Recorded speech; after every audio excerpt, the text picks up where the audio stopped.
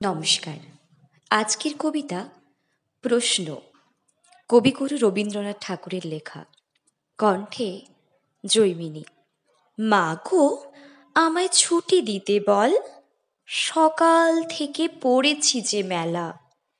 এখন আমি তোমার ঘরে বসে করব শুধু পড়া পড়া খেলা। তুমি বলছো দুপুর এখন সবে, না হয় যেন সত্যি হলো তাই। একদিনও কি দুপুরবেলা হলে বিকেল হলো মনে করতে নাই?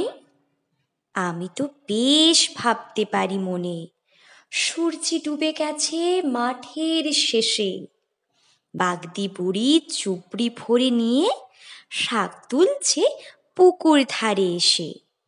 আঁধার হলো মাদার গাছের তলা, কালি হয়ে এলো দিঘির জল।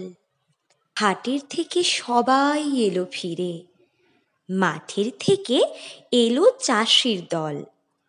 মনে কর না উঠল সাঁঝের তারা, মনে কর না সন্ধে হলো যেন। রাতের বেলা দুপুর যদি হয়, দুপুর বেলা রাত হবে না কেন? নমস্কার।